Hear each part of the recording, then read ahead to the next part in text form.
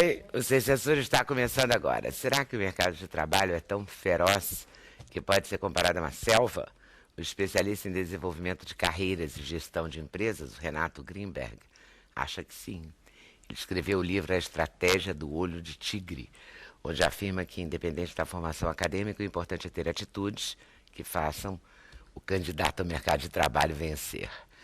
Será que o jornalista Alberto Dines concorda com isso? O Dines está completando 58 anos de carreira, 80 de vida, em plena atividade. Vamos aproveitar para saber os segredos de Alberto Dines, né? Como é que a gente pode se orientar no mercado de trabalho, segundo o Dines.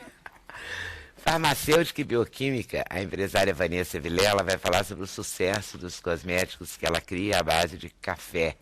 Deu tão certo que ela ganhou um prêmio da Organização das Nações Unidas como uma das 10 melhores empreendedoras do mundo.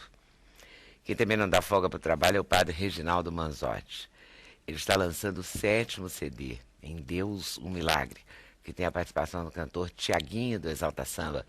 E o padre está lançando também um livro dedicado às crianças, Uma Oração por Dia.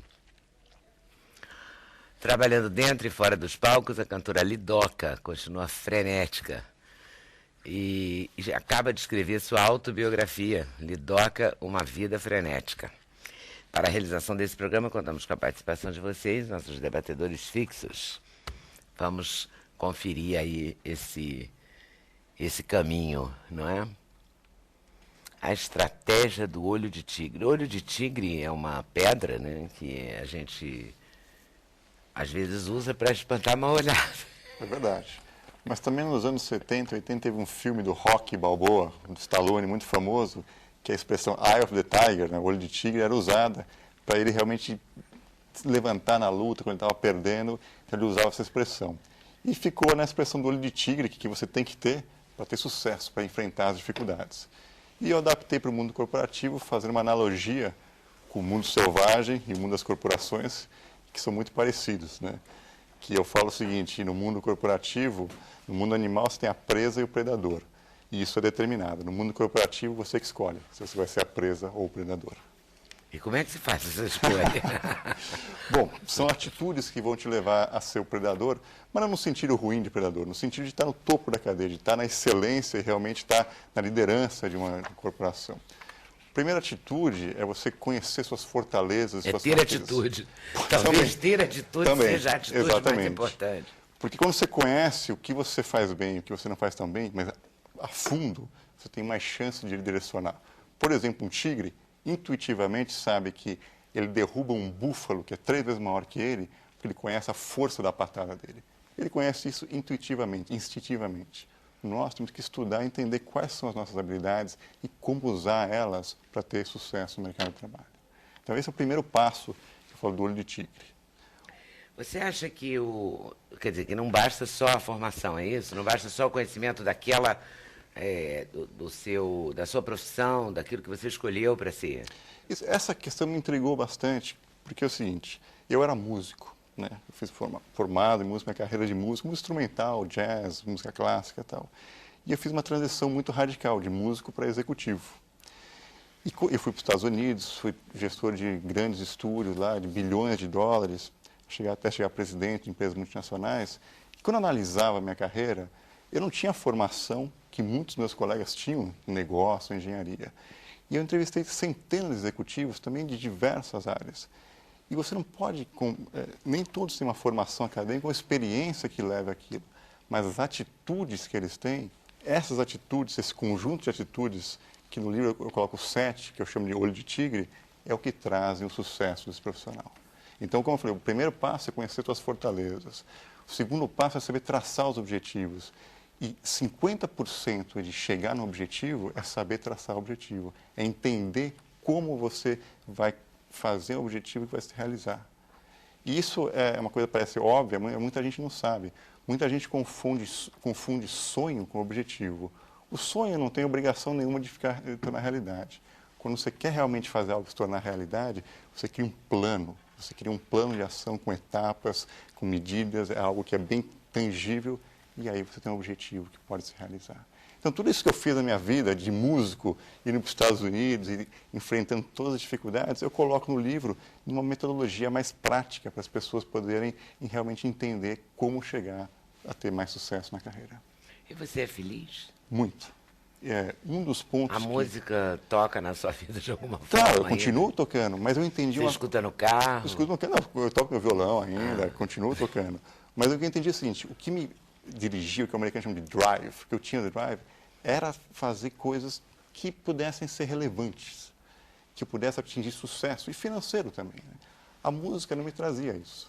Então, quando eu percebi isso, essa mudança de carreira foi tranquila, porque aí eu comecei a seguir um caminho que me dava prazer também. Onde é que entra a sorte? Ela entra lá. Né?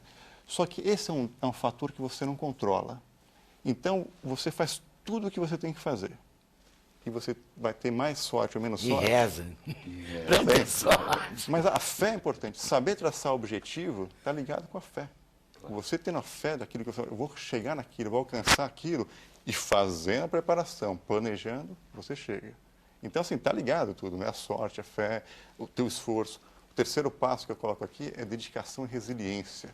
O que é resiliência? Você cair e levantar. No filme do Rock, ele não era o maior, ele enfrentava gigantes. Ele caía, ficava todo ensanguentado, levantava, caía, levantava. Então, a habilidade de poder lidar com o obstáculo, de superar o desafio, é o que torna uma pessoa mais eficiente e que vence desafios. Cair e levantar é muito... É comum a todas as profissões. Sobretudo no jornalismo. No jornalismo, então... Brasileiro. É uma festa, né? E na vida espiritual também. A arte de cair e saber ter forças para levantar, e aí saber que tem um Deus que acolhe, mesmo na sua fragilidade, faz parte da contingência da espiritualidade. Deus não repara quanto caímos. Deus se inquieta quando nos recusamos a nos levantar. Isso é de Santa Teresa d'Ávila. Então a pessoa ela cai e ela desiste de viver. Ela desiste dos seus sonhos. E isso é não acreditar na misericórdia de Deus, que é Pai. Isso é que eu tenho trabalhado também nessa dimensão.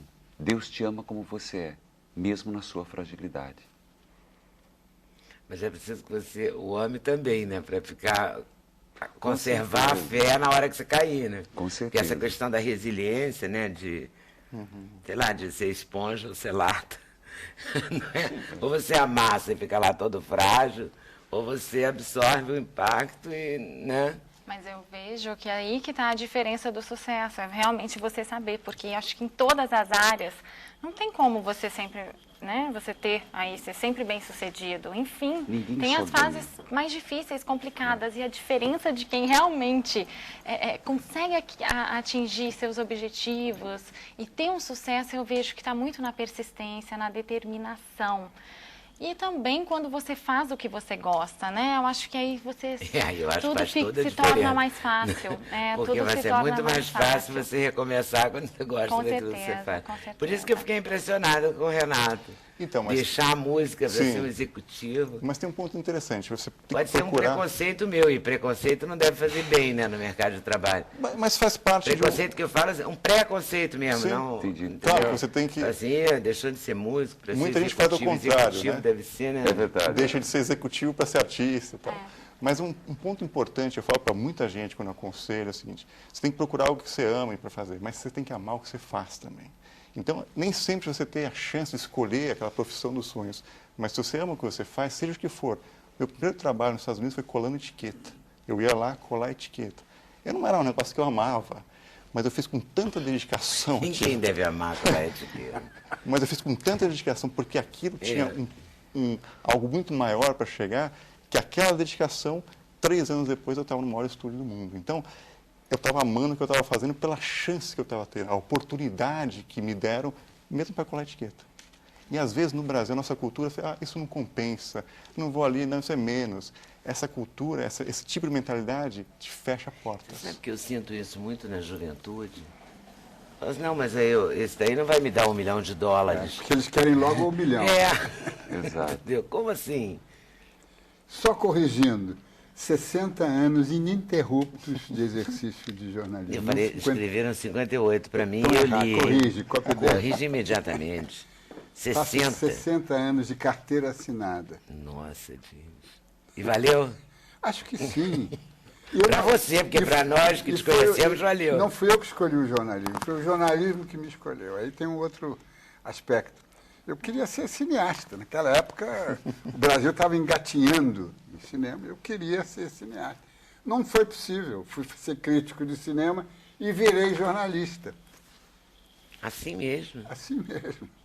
Assim mesmo. E acho que as duas artes, que são artes, o jornalismo é uma arte e o cinema é outra arte, são iguais.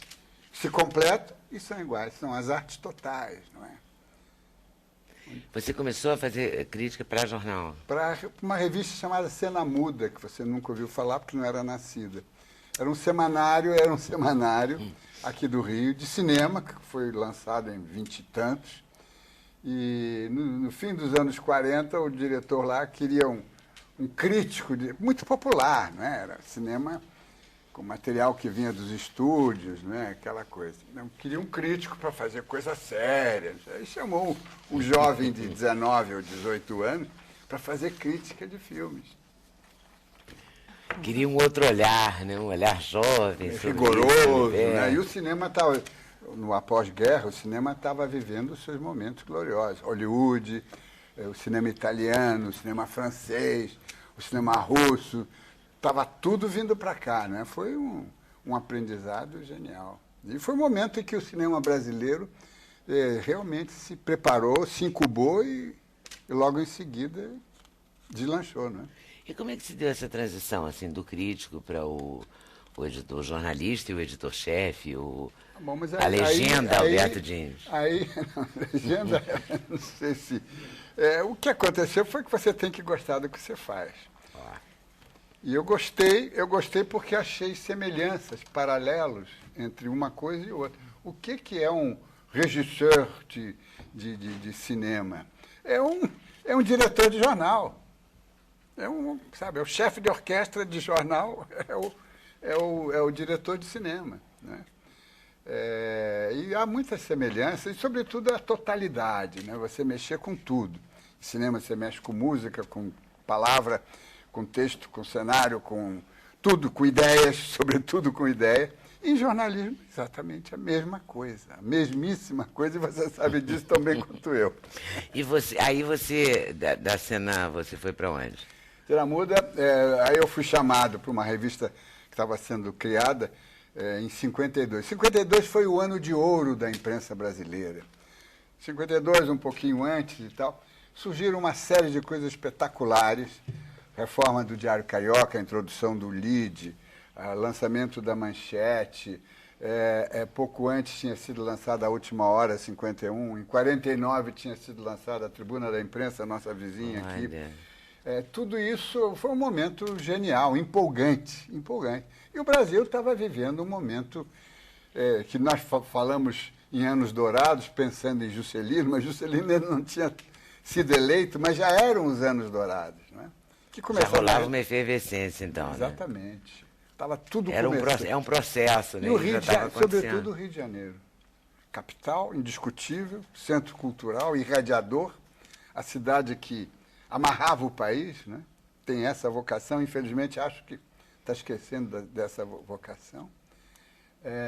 Em suma, fomos juntos. E aí você foi de um jornal para o outro?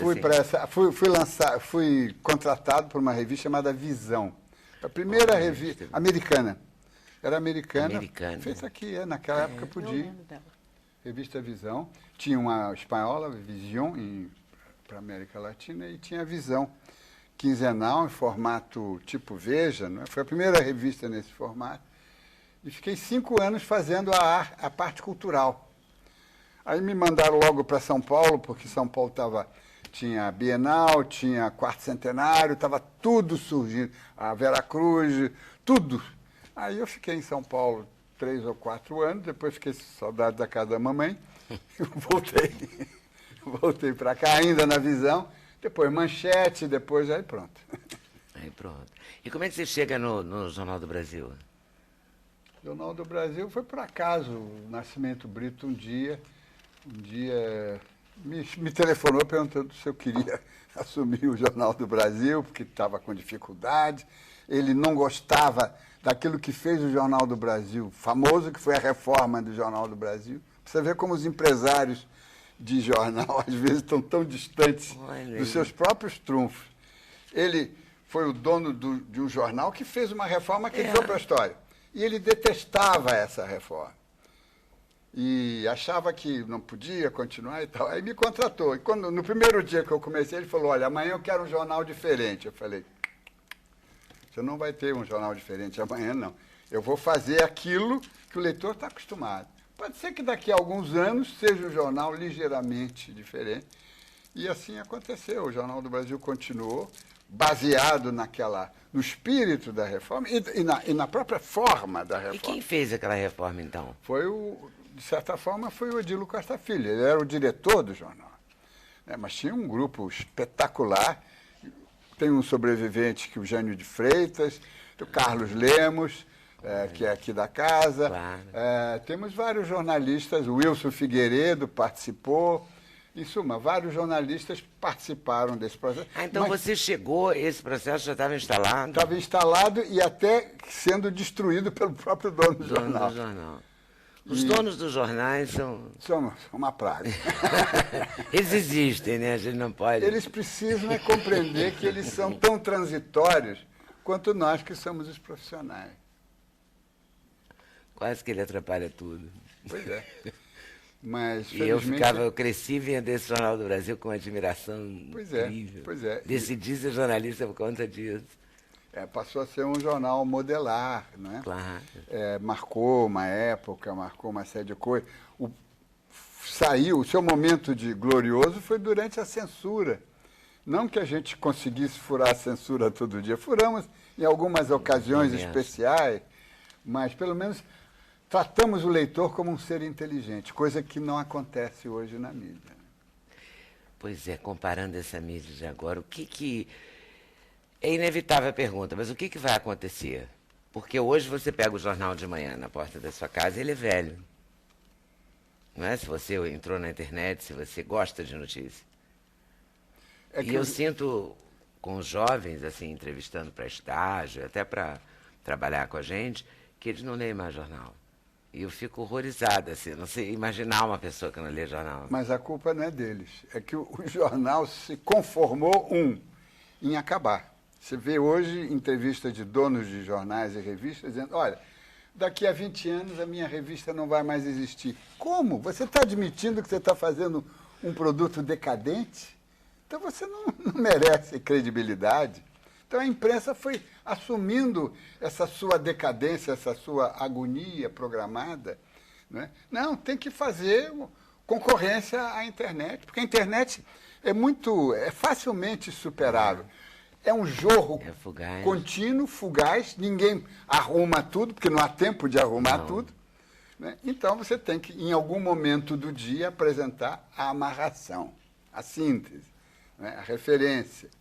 E aí vai entrar o papel impresso, ou numa plataforma ou noutra, ou numa periodicidade ou noutra. Mas acho que vai continuar tudo na mesma.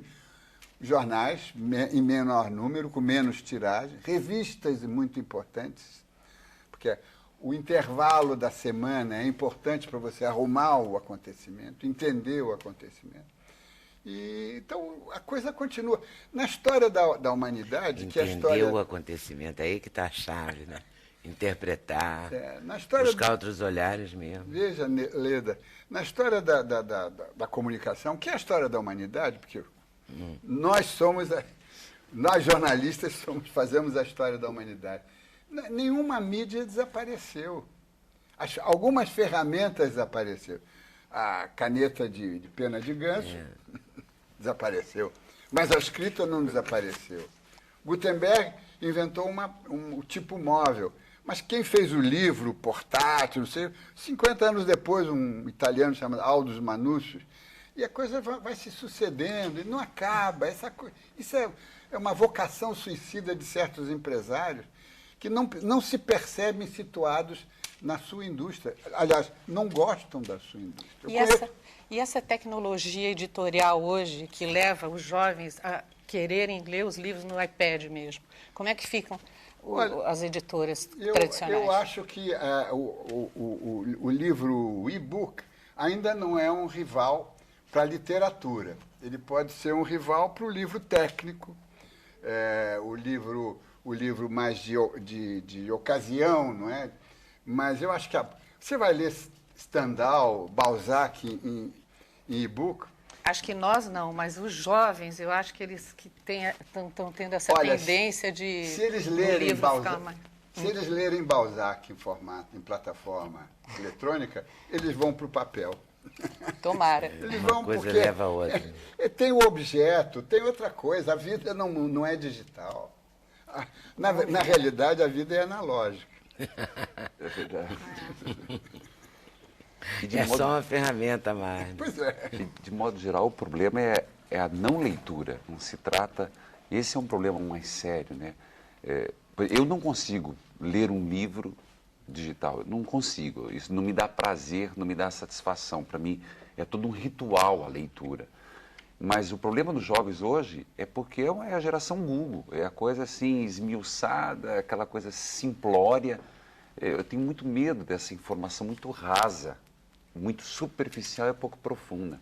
Ela é muito volumosa. As pessoas sabem de tudo, mas não sabem nada. Eu acho que o senhor foi muito feliz nessa colocação, que a revista e os periódicos, eles é informação trabalhada, é você fazer um olhar diferenciado, fazer a costura. Isso é fundamental. Acho que o papel do jornalista, o papel teu, Lida, é exatamente esse.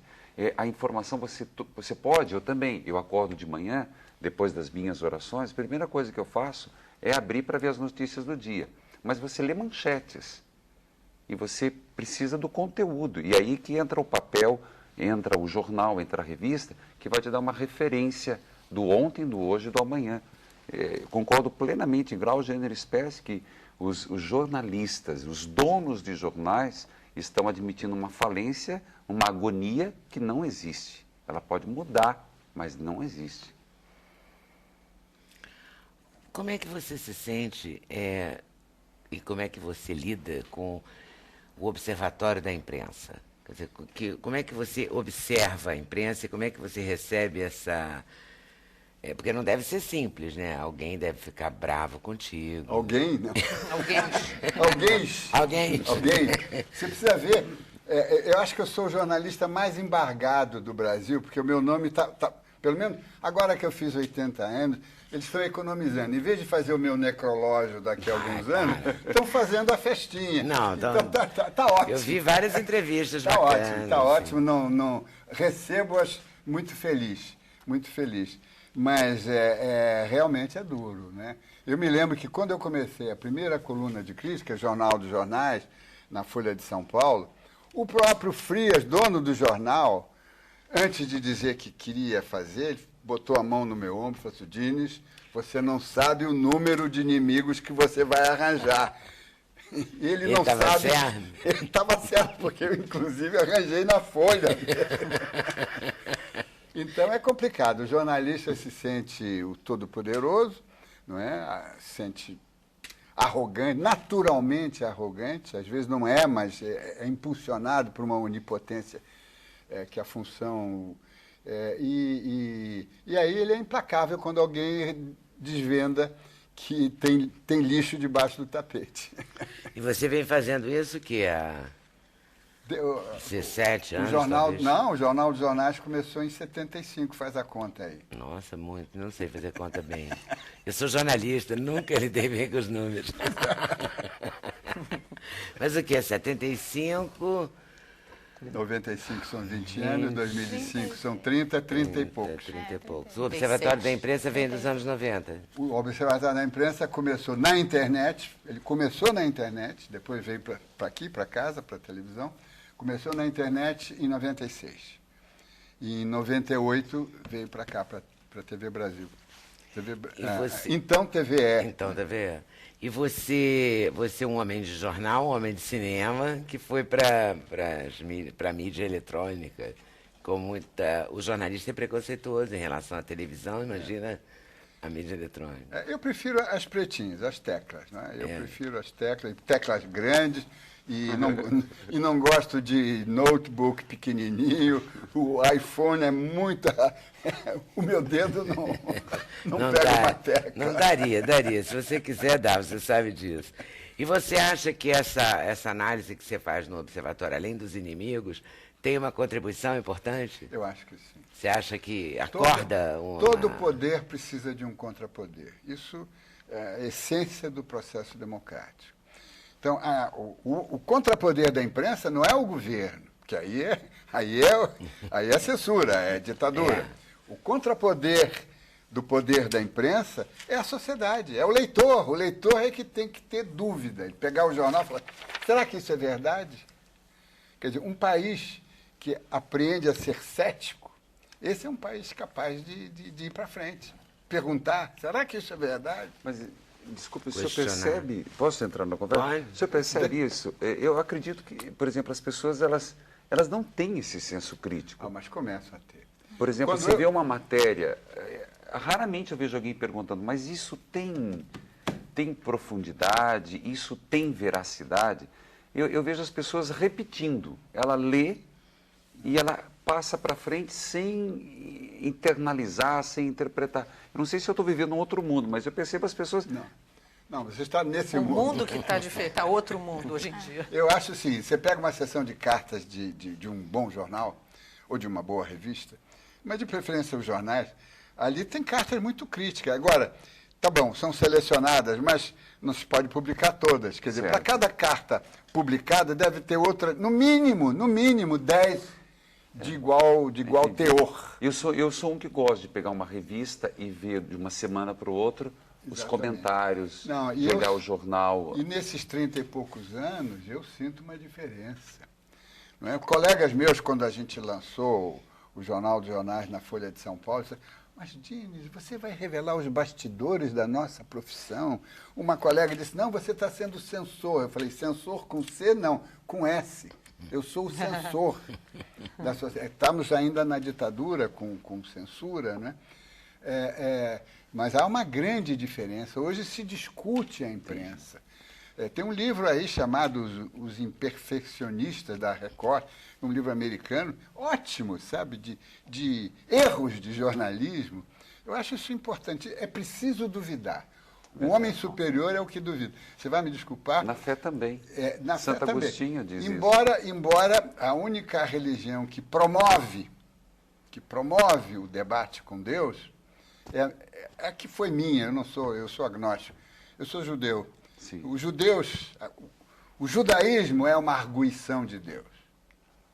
Mas o que é o cristianismo, se não uma decorrência do judaísmo? Mas claro. Então, o fermento vem dali. Então, tem que perguntar. Jesus disse,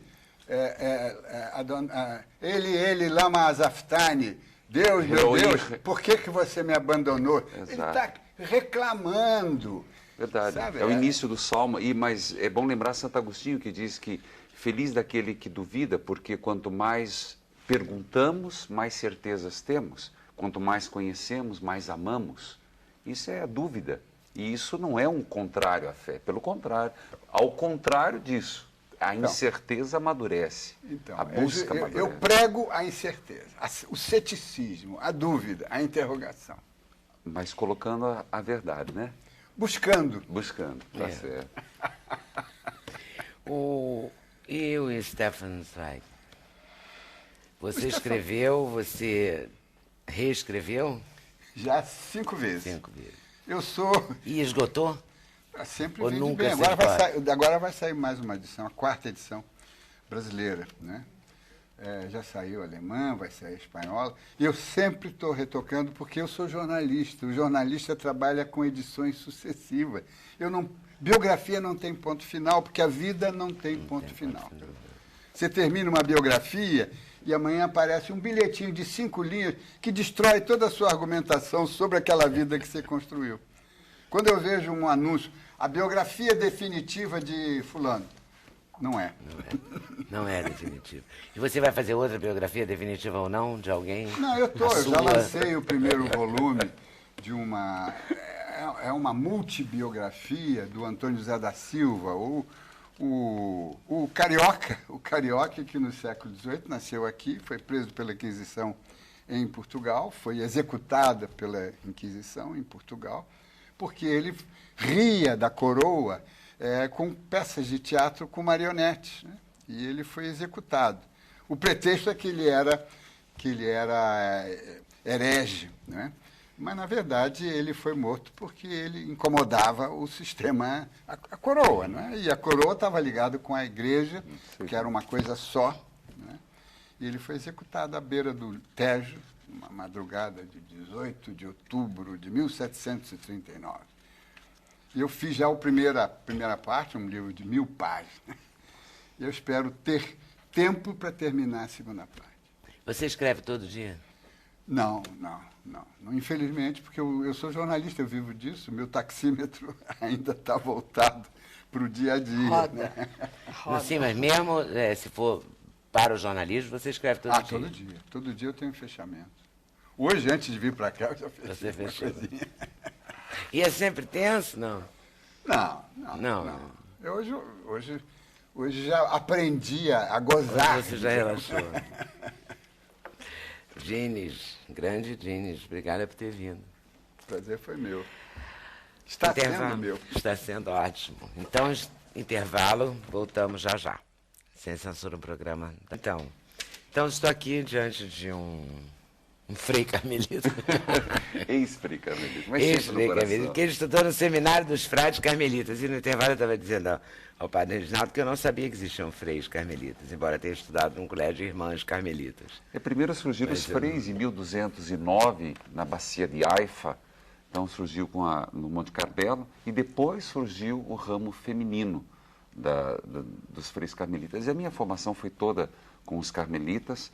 No Paraná? No Paraná. Você é do Paraná? Sou do Paraná, com a graça de Deus. Vou chamar de você, tá? Por favor. Padre jovem, né? Não vou chamar de senhor. E já há 10 anos eu sou diocesano. Diocesano quer dizer, eu sou encardinado numa diocese, tenho paróquia e estou fazendo esse trabalho de evangelização. E celebra a missa? Todos os dias. Hoje não, porque eu estou aqui no Rio, mas fiz o programa das 10 às 11. Estava comentando, são 1.170. A última vez que eu vim aqui, estava com 900. Graças a Deus já estamos com 1.170 emissoras ao vivo das 10 às 11, inclusive aqui no Rio, agora começando em São Paulo. E é uma missão, né? É uma missão de evangelizar para os meios de comunicação, falar a verdade com autenticidade a partir do exemplo da vida. Faz rádio, faz o Dia, jornal, faz a revista Malu, está no 7º CD. E tenho 3 programas de televisão por dia. Inclusive estreando agora numa emissora nacional de madrugada, 1h. E pode falar o nome? Pode. TV Gazeta. Começa agora e começando na Rede TV, no domingo de manhã. E são programas de conteúdo. Um deles é Sinais do Sagrado, onde eu dou aconselhamento. As pessoas mandam seus problemas, as suas dores, eu acolho e começo a dialogar, tentar mostrar um caminho. O programa de rádio também é isso. A pessoa liga. Programa ao vivo é um problema sério, que você puxa a linha e você não sabe o que vem, né? Então, vem desde pessoas sofredoras, que estão vivendo drama.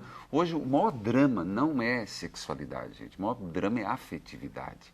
E onde eu passei o dia todo pregando, das 9 da manhã às 5 da tarde numa televisão, e eu disse, o problema não é sexual.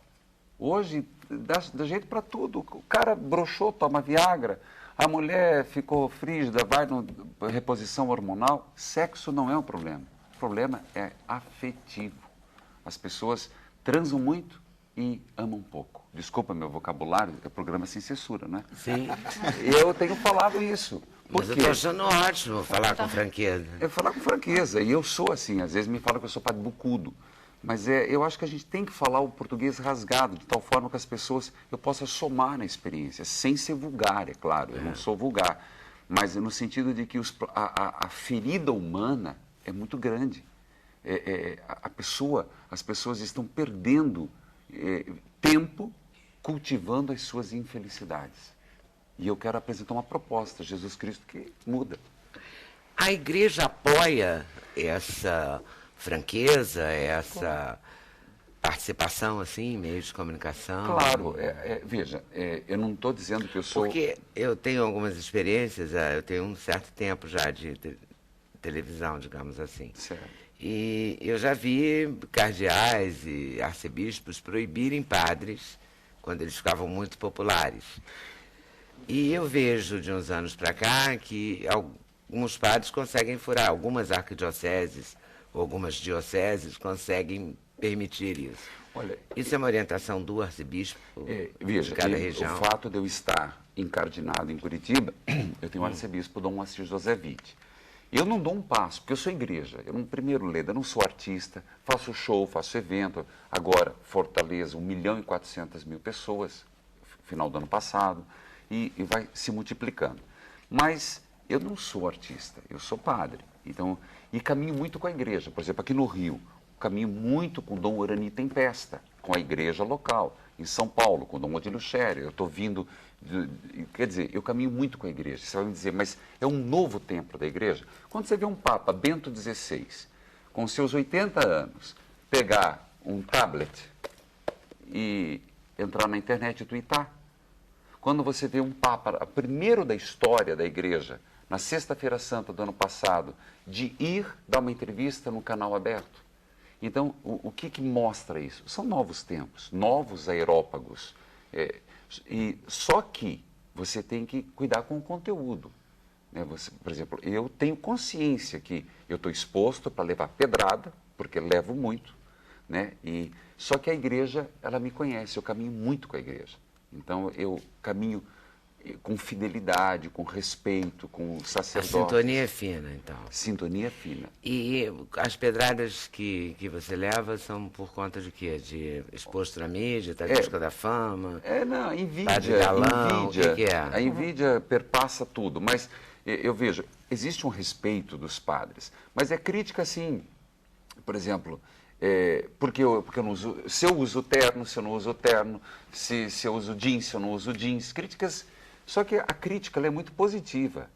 Você tem que ouvir sempre, filtrar. Mas essa é uma marca do religioso, né? Eu não sei o nome. Como é que chama? Clergisma. Colarinho de padre. Colarinho de padre, E eu procuro estar por exemplo, as minhas apresentações, nos eventos que eu vou, eu sempre procuro estar de clergisma. No dia a dia eu não ando. Na minha paróquia eu uso clergisma. Até esses dias eu estava respondendo uma entrevista na Folha de São Paulo, o cara me perguntando, você é a favor de padre de batina ou sem batina? Eu falei, primeiro vamos definir o que é batina. E se eu vou rezar missa, eu estou de batina. Se eu não tiver de batina, eu vou estar de sotaina. Então, se estamos falando de português, então é aquela batina preta. Isso aqui não é clergisma. Então, eu acho que... Mas isso é uma marca de um padre, só um padre usa. Infelizmente, na concordata do núncio apostólico, não foi conseguido que isso aqui seja um símbolo de padre. Hoje, infelizmente, os nossos símbolos religiosos podem ser usados por qualquer um.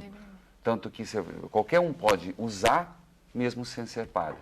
E, na verdade, o núncio apostólico anterior, ele tentou, junto aqui ao Brasil, padronizar. Porque hoje bispo é uma nomenclatura nossa. Hoje todo mundo se intitula bispo. Então, a gente tem que ter... Infelizmente, não passou, mas... é um distintivo. Eu acho que a roupa não faz... que é uma marca, a roupa não faz o frade. Né? Mas eu gosto, me sinto bem. Porque, primeiro... a roupa não faz, mas compõe. Compõe, identifica, né? E outra coisa, as pessoas chegam a mim, elas sabem quem ela está encontrando. O que elas estão vindo? Por exemplo, eu acho muito interessante, as pessoas se dirigem a mim, bênção, padre. E por quê? Por que eu acho interessante? Só para me impor? Não. Porque ela sabe quem eu represento, Jesus Cristo. E isso para mim é muito importante. O CD são canções religiosas? Essa música Em Deus o Milagre é minha. Foi no final do ano passado, Deus me deu de presente. Em Deus o Milagre, uma música que surgiu, porque as pessoas dizem, e eu acredito nisso, a minha hora vai chegar. Então, Deus me deu a graça de transpor em notas frases que as pessoas falam e eu acredito. Em Deus espere o milagre, porque em Deus a tua hora vai chegar. Não na minha hora, porque Deus não segue os ponteiros do meu relógio. Ele falava de sorte. eu acredito, mas eu acredito muito na providência divina. Eu acho que nada na nossa vida é por acaso.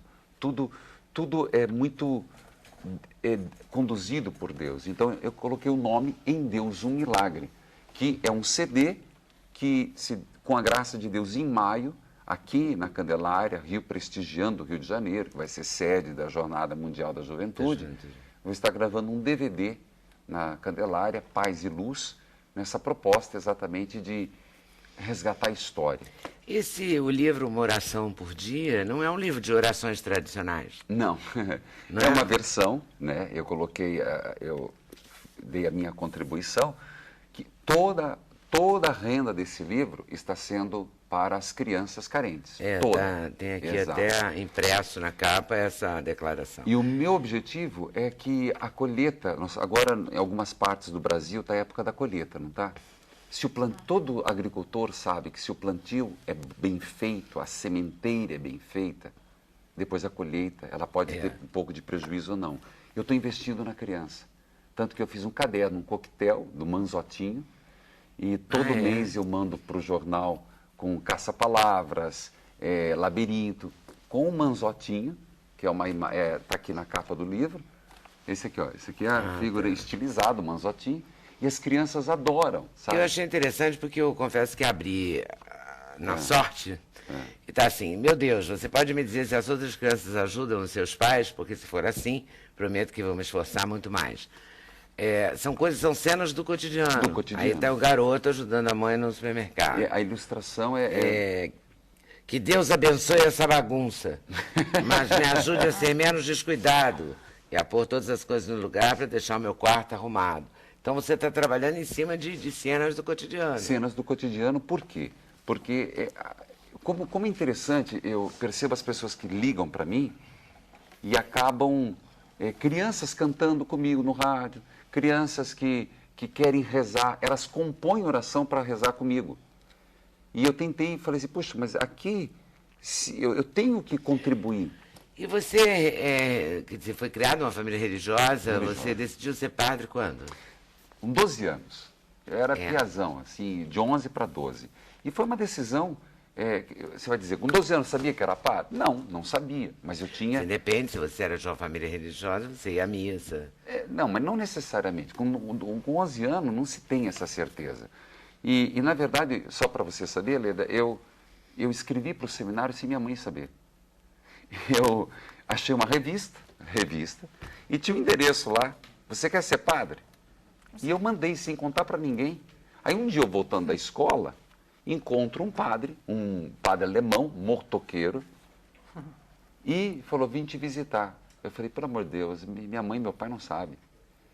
Aí eu entrei com ele, foi uma surpresa para minha mãe e meu pai. Mas em março do outro ano, porque as férias eram de 3 meses, eu estava no seminário. Eu tive um longo tempo de seminário, agradeço muito ao seminário. O seminário foi onde aprendi a tocar flauta, seminário é onde você realmente tem uma formação rigorosa, mas proveitosa. E foi quando eu fiz o processo de discernimento. Hoje eu sou padre realizado, tenho 17 anos de sacerdote. Se nascesse de novo padre seria, sou feliz como padre. Mas antes de ser padre tive todas as dúvidas que qualquer pessoa tem. As dúvidas de confirmar. Dúvidas se era isso que eu queria para a minha vida. E eu sou feliz naquilo que faço e realizado. Eu acredito que realizado e ao mesmo tempo, eu acho que a palavra persistência é muito grande. Nem todo dia a gente tem vontade de fazer aquilo que já faz e gosta. Tem momentos em que você desgosta. Só que aí a fé é que te sustenta. Eu acredito nisso. Então eu faço mesmo sem ter vontade. Nem todo dia eu tenho vontade de rezar a missa, mas nem por isso eu deixo de fazê-lo, porque eu tenho fé naquilo que faço. Porque eu me preocupa muito também essa satisfação muito imediata. Eu faço aquilo que me dá prazer. Tá? Eu trabalho porque isso eu gosto. E a fama, está te dando prazer? Eu digo que a fama, ela tá sendo revertida de uma forma muito positiva. Por quê? Cada vez que eu estou em evidência, eu tenho uma associação por trás. Chama-se Associação Evangelizar é Preciso. Eu apareço e automaticamente a obra aparece.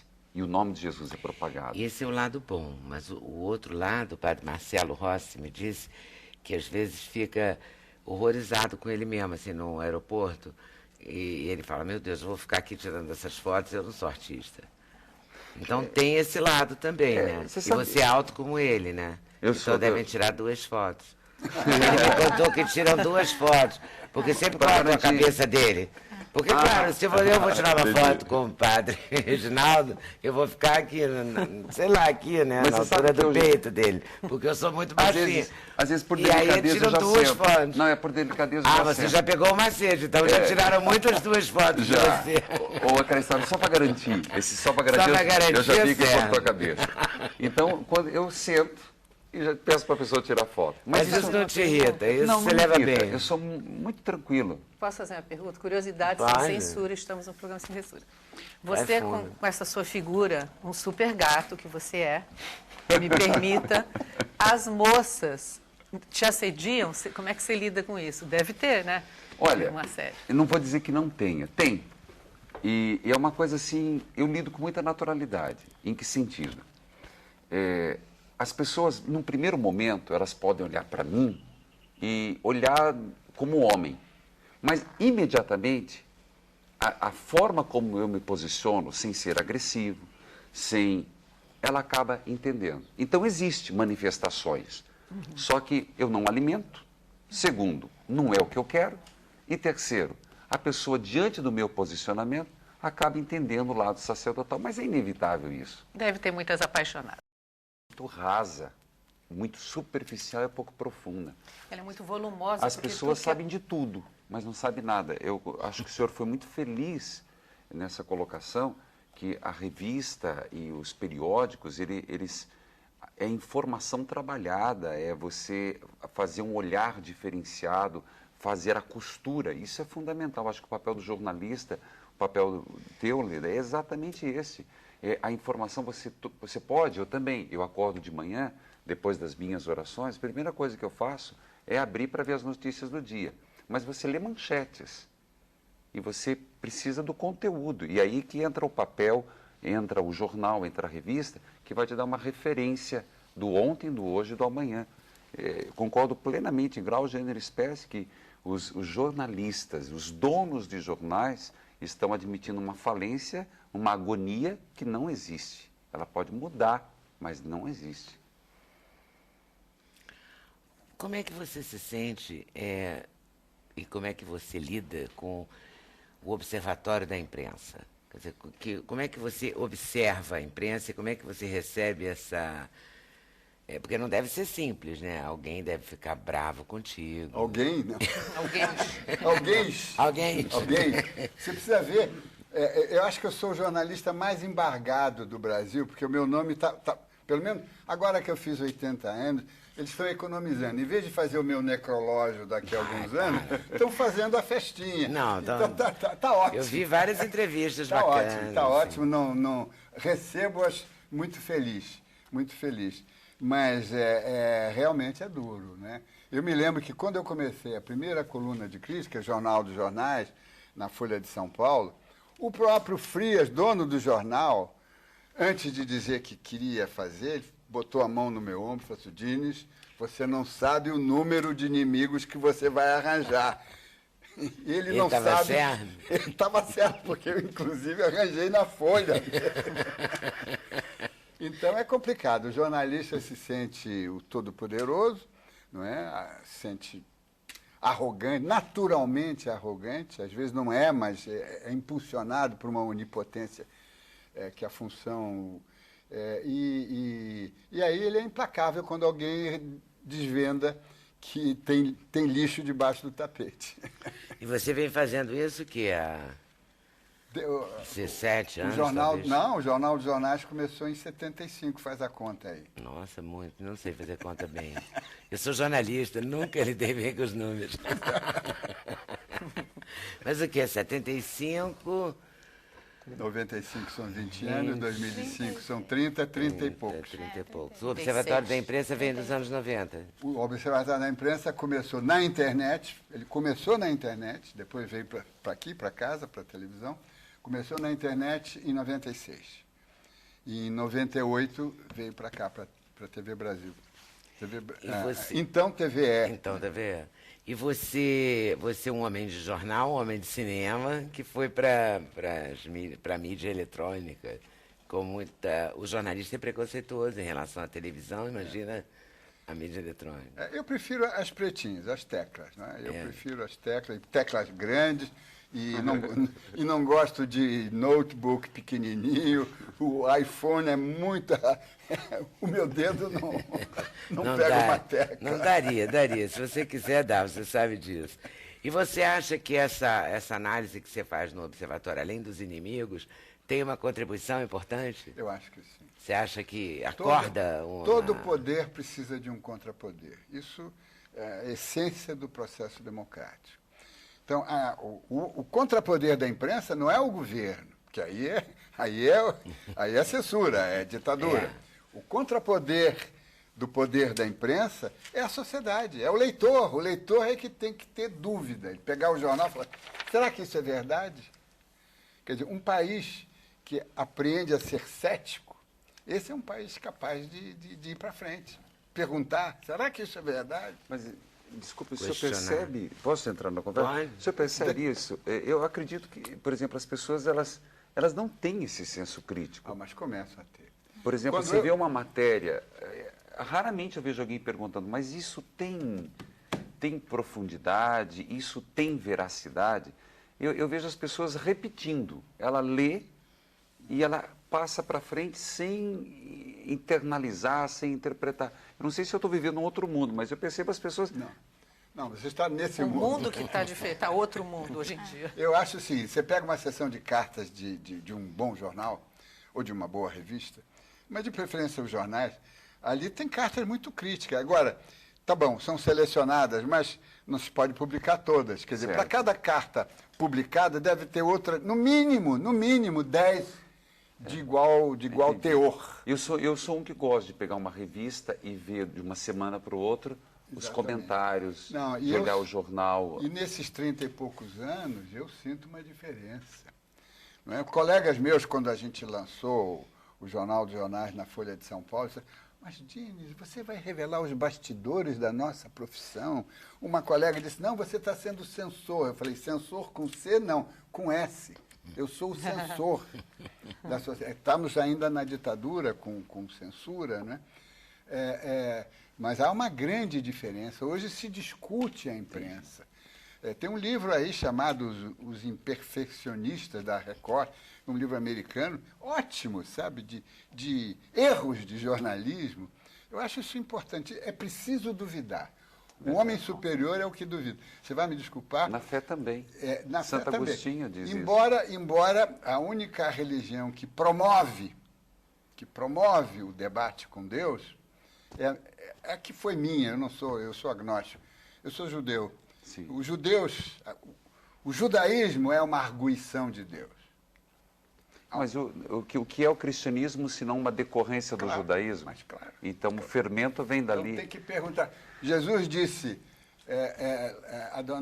ele lama azaftani, Deus, meu Deus, por que você me abandonou? Exato. Ele está reclamando. Verdade, sabe? é o início do Salmo, mas é bom lembrar Santo Agostinho que diz que feliz daquele que duvida, porque quanto mais perguntamos, mais certezas temos. Quanto mais conhecemos, mais amamos. Isso é a dúvida. E isso não é um contrário à fé. Pelo contrário. Ao contrário disso, a incerteza amadurece. Então, a busca amadurece. Eu prego a incerteza, o ceticismo, a dúvida, a interrogação. Mas colocando a verdade, né? Buscando. Buscando, tá certo. E o Stefan Zweig? Você escreveu, você reescreveu?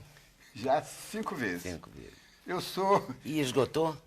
Sempre Ou vende nunca bem. se Agora vai sair mais uma edição, a 4ª edição brasileira, né? Já saiu alemã, vai sair espanhola. E eu sempre estou retocando porque eu sou jornalista. O jornalista trabalha com edições sucessivas. Biografia não tem ponto final, porque a vida não tem ponto final. Você termina uma biografia e amanhã aparece um bilhetinho de 5 linhas que destrói toda a sua argumentação sobre aquela vida que você construiu. Quando eu vejo um anúncio, a biografia definitiva de fulano, não é. Não é definitivo. E você vai fazer outra biografia definitiva ou não, de alguém? Não, eu já lancei o primeiro volume de uma... É uma multibiografia do Antônio José da Silva, o carioca que no século XVIII nasceu aqui, foi preso pela Inquisição em Portugal, foi executada pela Inquisição em Portugal, porque ele ria da coroa com peças de teatro com marionetes, né? E ele foi executado. O pretexto é que ele era herege, né? Mas, na verdade, ele foi morto porque ele incomodava o sistema, a coroa, né? E a coroa estava ligada com a igreja, que era uma coisa só, né? E ele foi executado à beira do Tejo, numa madrugada de 18 de outubro de 1739. E eu fiz já a primeira parte, um livro de 1000 páginas. Eu espero ter tempo para terminar a segunda parte. Você escreve todo dia? Não. Infelizmente, porque eu sou jornalista, eu vivo disso, meu taxímetro ainda está voltado para o dia a dia. Roda. Né? Roda. Sim, mas mesmo se for para o jornalismo, você escreve todo dia? Todo dia. Todo dia eu tenho um fechamento. Hoje, antes de vir para cá, eu já fechei. Você fechou. E é sempre tenso, não? Não. Hoje já aprendi a gozar. Hoje você já relaxou. Dines, grande Dines, obrigada por ter vindo. O prazer foi meu. Está sendo meu. Está sendo ótimo. Então, intervalo, voltamos já já. Sem Censura, um programa da TV Brasil. Então estou aqui diante de um frei carmelita. Ex-frei carmelita. Ex-frei carmelita, que ele estudou no seminário dos frades carmelitas. E no intervalo eu estava dizendo ao padre Reginaldo que eu não sabia que existiam freis carmelitas, embora tenha estudado num colégio de irmãs carmelitas. Primeiro surgiram os freis em 1209, na bacia de Haifa. Então surgiu no Monte Carmelo, e depois surgiu o ramo feminino dos freis carmelitas. E a minha formação foi toda com os carmelitas. No Paraná? No Paraná. Você é do Paraná? Sou do Paraná, com a graça de Deus. Vou chamar de você, tá? Por favor. Padre jovem, né? Não vou chamar de senhor. E já há 10 anos eu sou diocesano. Diocesano quer dizer, eu sou encardinado numa diocese, tenho paróquia e estou fazendo esse trabalho de evangelização. E celebra a missa? Todos os dias. Hoje não, porque eu estou aqui no Rio, mas fiz o programa das 10 às 11. Estava comentando, são 1.170. A última vez que eu vim aqui, estava com 900. Graças a Deus já estamos com 1.170 emissoras ao vivo das 10 às 11, inclusive aqui no Rio, agora começando em São Paulo. E é uma missão, né? É uma missão de evangelizar para os meios de comunicação, falar a verdade com autenticidade a partir do exemplo da vida. Você faz rádio, faz o Dia, jornal, faz a revista Malu, está no 7º CD. E tenho 3 programas de televisão por dia. Inclusive estreando agora numa emissora nacional de madrugada, 1h. E pode falar o nome? Pode. TV Gazeta. Começa agora e começando na Rede TV, no domingo de manhã. E são programas de conteúdo. Um deles é Sinais do Sagrado, onde eu dou aconselhamento. As pessoas mandam seus problemas, as suas dores, eu acolho e começo a dialogar, tentar mostrar um caminho. O programa de rádio também é isso. A pessoa liga. Programa ao vivo é um problema sério, que você puxa a linha, você não sabe o que vem, né? Então, vem desde pessoas sofredoras, que estão vivendo drama. Hoje, o maior drama não é sexualidade, gente. O maior drama é afetividade. E ontem eu passei o dia todo pregando, das 9h às 5h numa televisão, e eu disse, o problema não é sexual. Hoje, dá jeito para tudo. O cara broxou, toma Viagra, a mulher ficou frígida, vai na reposição hormonal. Sexo não é um problema. O problema é afetivo. As pessoas transam muito e amam pouco. Desculpa meu vocabulário, é programa sem censura, né? Sim. Eu tenho falado isso. Mas eu estou achando ótimo falar com franqueza. É falar com franqueza. E eu sou assim, às vezes me falam que eu sou padre bucudo.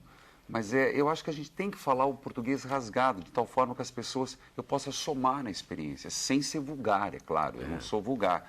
Mas no sentido de que a ferida humana é muito grande. As pessoas estão perdendo tempo cultivando as suas infelicidades. E eu quero apresentar uma proposta, Jesus Cristo, que muda. A igreja apoia essa franqueza, essa participação, assim, em meios de comunicação? Claro, veja, eu não estou dizendo que eu sou... Porque eu tenho algumas experiências, eu tenho um certo tempo já de televisão, digamos assim. Certo. E eu já vi cardeais e arcebispos proibirem padres quando eles ficavam muito populares. E eu vejo de uns anos para cá que alguns padres conseguem furar, algumas arquidioceses ou algumas dioceses conseguem permitir isso. Olha, isso é uma orientação do arcebispo veja, de cada região? O fato de eu estar encardinado em Curitiba, eu tenho um arcebispo, Dom Moacir José Witt. Eu não dou um passo, porque eu sou igreja. Eu, no primeiro leda, não sou artista, faço show, faço evento. Agora, Fortaleza, 1.400.000 pessoas, final do ano passado, e vai se multiplicando. Mas eu não sou artista, eu sou padre. Então, e caminho muito com a igreja. Por exemplo, aqui no Rio, caminho muito com Dom Urani Tempesta, com a igreja local. Em São Paulo, com Dom Odílio Scherer. Eu estou vindo... Quer dizer, eu caminho muito com a igreja. Você vai me dizer, mas é um novo templo da igreja? Quando você vê um Papa, Bento XVI, com seus 80 anos, pegar um tablet e entrar na internet e tuitar. Quando você vê um Papa, primeiro da história da igreja, na Sexta-feira Santa do ano passado, de ir dar uma entrevista no canal aberto. Então, o que mostra isso? São novos tempos, novos aerópagos. E só que você tem que cuidar com o conteúdo. Né? Por exemplo, eu tenho consciência que eu estou exposto para levar pedrada, porque levo muito, né? Só que a igreja, ela me conhece, eu caminho muito com a igreja. Então, eu caminho com fidelidade, com respeito, com sacerdote. A sintonia é fina, então. Sintonia fina. E as pedradas que você leva são por conta de quê? De exposto na mídia, tá busca da fama? Não, invídia. Padre galão, invídia, o que é? A invídia perpassa tudo, mas eu vejo, existe um respeito dos padres, mas é crítica assim, por exemplo, porque eu não uso, se eu uso terno, se eu não uso terno, se eu uso jeans, se eu não uso jeans, críticas. Só que a crítica ela é muito positiva. Você tem que ouvir sempre, filtrar. Mas essa é uma marca do religioso, né? Eu não sei o nome. Como é que chama? Clergisma. Colarinho de padre. Colarinho de padre, E eu procuro estar por exemplo, as minhas apresentações, nos eventos que eu vou, eu sempre procuro estar de clergisma. No dia a dia eu não ando. Na minha paróquia eu uso clergisma. Até esses dias eu estava respondendo uma entrevista na Folha de São Paulo, o cara me perguntando, será a favor de padre de batina ou sem batina? Eu falei, primeiro vamos definir o que é batina. E se eu vou rezar missa, eu estou de batina. Se eu não tiver de batina, eu vou estar de sotaina. Então, se estamos falando de português, então é aquela batina preta. Isso aqui não é clergisma. Então, eu acho que... Mas isso é uma marca de um padre, só um padre usa. Infelizmente, na concordata do núncio apostólico, não foi conseguido que isso aqui seja um símbolo de padre. Hoje, infelizmente, os nossos símbolos religiosos podem ser usados por qualquer um. Tanto que qualquer um pode usar, mesmo sem ser padre.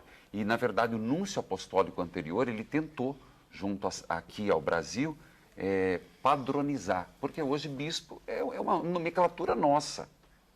Hoje todo mundo se intitula bispo.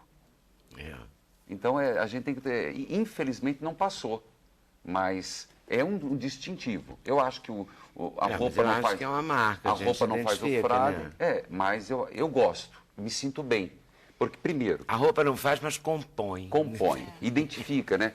E outra coisa, as pessoas chegam a mim, elas sabem quem ela está encontrando. O que elas estão vindo? Por exemplo, eu acho muito interessante, as pessoas se dirigem a mim, bênção, padre. E por quê? Por que eu acho interessante? Só para me impor? Não. Porque ela sabe quem eu represento, Jesus Cristo. E isso para mim é muito importante. O CD são canções religiosas? Essa música Em Deus o Milagre é minha. Foi no final do ano passado, Deus me deu de presente. Em Deus o Milagre, uma música que surgiu, porque as pessoas dizem, e eu acredito nisso, a minha hora vai chegar. Então, eu acabei, Deus me deu a graça de transpor em notas frases que as pessoas falam e eu acredito. Em Deus espere o milagre, porque em Deus a tua hora vai chegar. Não na minha hora, porque Deus não segue os ponteiros do meu relógio. Ele falava de sorte. Eu acredito, mas eu acredito muito na providência divina. Eu acho que nada na nossa vida é por acaso. Tudo é muito conduzido por Deus. Então, eu coloquei o nome Em Deus um Milagre, que é um CD que, com a graça de Deus, em maio, aqui na Candelária, Rio, prestigiando o Rio de Janeiro, que vai ser sede da Jornada Mundial da Juventude, vou estar gravando um DVD na Candelária, Paz e Luz, nessa proposta exatamente de resgatar a história. O livro Uma Oração por Dia não é um livro de orações tradicionais? Não, não é uma versão, né?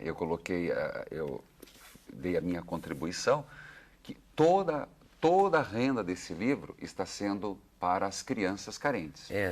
Tem aqui até impresso na capa essa declaração. E o meu objetivo é que a colheita, agora em algumas partes do Brasil está a época da colheita, não está?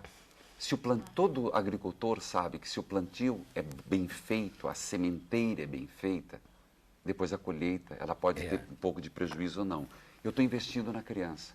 Tanto que eu fiz um caderno, um coquetel do Manzotinho, e todo mês eu mando para o jornal com caça-palavras, labirinto, com o Manzotinho, que está aqui na capa do livro.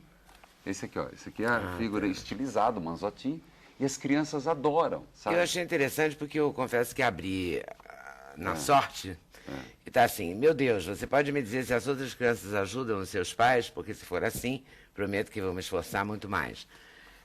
São cenas do cotidiano. Do cotidiano. Aí tá o garoto ajudando a mãe no supermercado. A ilustração que Deus abençoe essa bagunça, mas me ajude a ser menos descuidado e a pôr todas as coisas no lugar para deixar o meu quarto arrumado.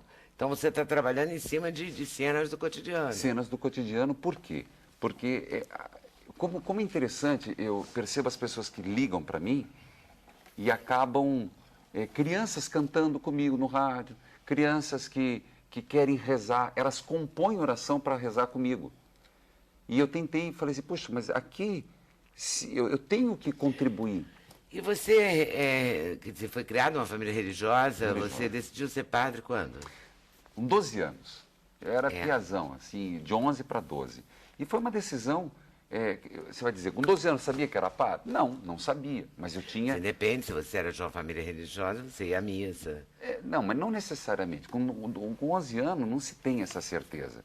E na verdade, só para você saber, Leda, eu escrevi para o seminário sem minha mãe saber. Eu achei uma revista, e tinha um endereço lá. Você quer ser padre? E eu mandei sem contar para ninguém. Aí um dia eu voltando da escola, encontro um padre alemão, motoqueiro, e falou, vim te visitar. Eu falei, pelo amor de Deus, minha mãe e meu pai não sabem. Aí eu entrei com ele, foi uma surpresa para minha mãe e meu pai. Mas em março do outro ano, porque as férias eram de 3 meses, eu estava no seminário.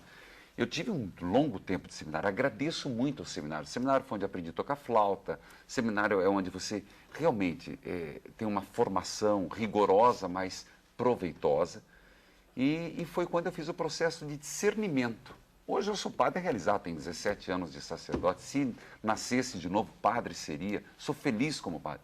Mas antes de ser padre tive todas as dúvidas que qualquer pessoa tem. As dúvidas de confirmar.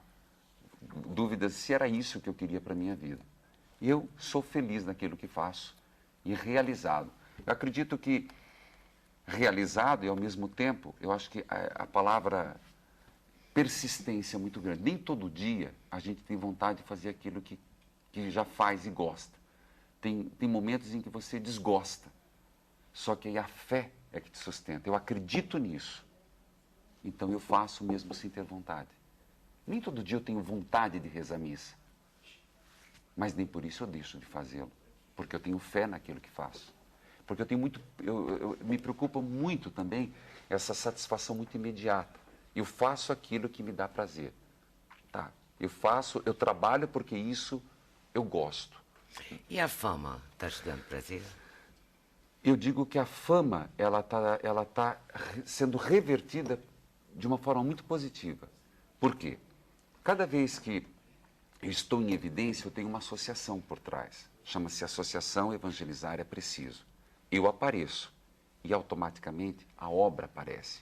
E o nome de Jesus é propagado. Esse é o lado bom, mas o outro lado, o padre Marcelo Rossi me disse que às vezes fica horrorizado com ele mesmo, assim, no aeroporto. E ele fala, meu Deus, eu vou ficar aqui tirando essas fotos, eu não sou artista. Então tem esse lado também, né? Você e sabe... você é alto como ele, né? Então devem tirar 2 fotos. Ele me contou que tiram 2 fotos, porque sempre cortam a cabeça dele. Porque, claro, se eu vou tirar uma foto com o padre Reginaldo, eu vou ficar aqui, sei lá, aqui, né? Mas na altura do peito dele. Porque eu sou muito baixinho. Às vezes por e aí delicadeza tiram eu já 2 sento. fotos. Não, é por delicadeza Ah, você já pegou o macete, então já tiraram muitas 2 fotos de você. Ou aquela história só para garantir. Esse só para garantir, eu já vi que cortou a cabeça. Então, quando eu sento, e já peço para a pessoa tirar foto. Mas isso não te irrita, isso não, você não leva irrita. bem. Eu sou muito tranquilo. Posso fazer uma pergunta? Curiosidade Pode. sem censura, estamos no programa Sem Censura.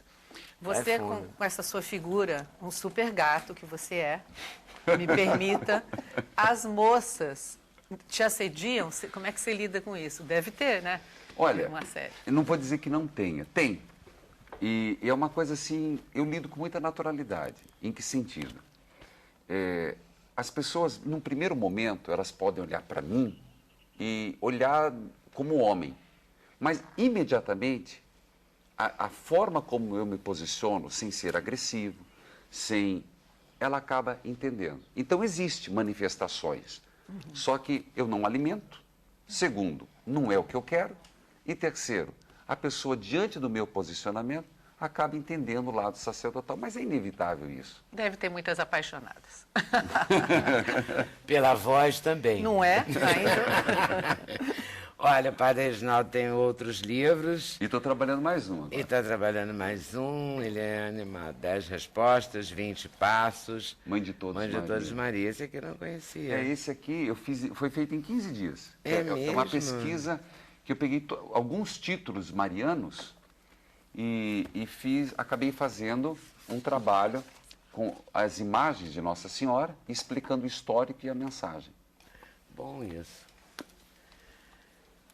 Se você tiver devoção mariana, terei imenso prazer em deixar para você. Bom. Que inclusive Nossa Senhora do Carmo, Nossa Senhora Tem do Nossa Fátima, Senhora Nossa do Senhora do Carmo, Pilar. muitas Nossas Senhoras. Porque às vezes a gente pensa, uma pessoa me perguntou esses dias, ô padre, é tanta Nossa Senhora, elas não brigam entre elas? E não tem. Aí eu tentei mostrar que é a mesma mãe em vários títulos, né? É bom porque perguntam de um tudo, né? Perguntam de um tudo. Eu sempre falo, animado, pergunta né, o que quiser. Eu tenho até um É programa animado. que chama-se Fé em Debate. A pessoa Pode perguntar. Pode perguntar o que quiser. Essa coluna no Jornal O Dia e na Revista Mundo também é pergunta e responderemos. Só que eu digo, pergunta o que quiser. Eu também respondo o que quero. E... Essa é a melhor parte. É. Eu só respondo o que quero. Porque eu não Os sou políticos também. Eu não sou daquele de ficar passando a mão na cabeça e dizendo, coitadinha. Esses dias eu disse no rádio, uma mulher ligou para mim, bom, mas a mulher diz assim, eu tô com a mulher, eu tô com o marido da minha melhor amiga, eu tive câncer e ela que cuidou de mim. Eu falei, e ela dizendo, porque o cara não presta? Eu falei, bom, ele é safado, mas você também. E ela ficou horrorizada. Ofendidíssima. Ué, mas... Gostei. Mas tem que ser. Ué. Da resposta. Intervalo, voltamos já já. Sem Censura, um programa da TV Brasil. Então a gente vai conhecer essa moça bonita, uma pele deslumbrante de Vanessa. Obrigada. Vanessa Vilela. Vanessa é de Três Pontas. Justamente. Sul de Minas, Sul região de do Minas, café. Região do café, região de Milton Nascimento e Wagner Tiso, né? Muitos músicos Entre bons. outros. Terra boa. Não é? E a Vanessa, ela é uma empreendedora, ela criou uma linha de cosméticos à base de café. Você é filha de fazendeiros de café? Na verdade, assim, hoje meus pais não estão mais ligados ao café, mas a minha família toda está ligada ao café. Então, são Mas gerações... Você cresceu lá, em meio ao gerações café. da minha família aí ligadas ao agronegócio. E a Vanessa ganhou um prêmio da ONU. considerada uma das 10 melhores empreendedoras do mundo. A sua área aí, Renata. Empreendedora. Total, na verdade eu me identifiquei com tudo que você falou, viu, Renata? Ela está no olho tem do olho de tigre. tigre, com certeza. Ela tem olho de tigre. Estou Como é que desenvolvendo. você decidiu por isso? Assim? Então, na verdade, assim, Leda, desde quando eu me entendo por gente, eu sempre fui apaixonada por cosméticos. E, assim, sempre tive o sonho de ter minha empresa nesse segmento. E aí fui trilhando os meus passos em busca dessa direção. Então, fiz a faculdade de farmácia e bioquímica, né? Eu sou farmacêutica. E quando eu retornei à minha terra natal, Três Pontas ali, sul de Minas, e meio à imensidão do café, do amor ali à cultura, buscando o diferencial para a minha empresa, surgiu a ideia. Por que não, né, utilizar o café, que é um produto aqui da nossa região, agregar valor a esse produto? E aí eu comecei a pesquisar as propriedades, fiz parceria com algumas universidades, instituições de pesquisa, desenvolvi um estudo bem pioneiro, porque até então se tinham produtos isolados, né, mas não algo que se trabalhasse todo o universo do café. E fui tem muito café feliz. na fórmula dos seus produtos, é Com isso? certeza, fui muito feliz nos resultados, porque assim, o café é extremamente rico e benéfico para a nossa pele. Então, altamente antioxidante, combate, Jura? com certeza, 3 vezes mais antioxidantes, por exemplo, que o chá verde, combate os radicais livres, ele tem um alto teor de cafeína, a cafeína estimula a queima de gordura, redução de medidas, é um agente promissor no tratamento de queda capilar. Café, ele tem uma alta concentração de flavonoides. Flavonoides são substâncias que fazem uma proteção solar natural da pele. Então, por exemplo, existem estudos que mostram que as mãos das mulheres que colhem café, elas mancham e envelhecem muito menos que o restante do corpo. Então, o café é extremamente benéfico para a nossa pele. E foi a partir daí que surgiu a ideia de estar montando a KP, que significa café, né, no dialeto maia. E assim, em função do estudo bem E você faz tudo, pioneiro, sabonete, hidratante? Justamente. Na verdade, assim, nós usamos... Quando eu descobri as propriedades, praticamente não se tinha assim, matéria-prima no mercado para ser utilizada. Então, o que era um fato negativo acabou se tornando algo muito positivo, porque nós usamos o café da Fazenda Rancho Fundo, que é a fazenda do Juliano, meu esposo, que é engenheiro agrônomo, a 6ª geração na família em produção de café, consultor na área de café.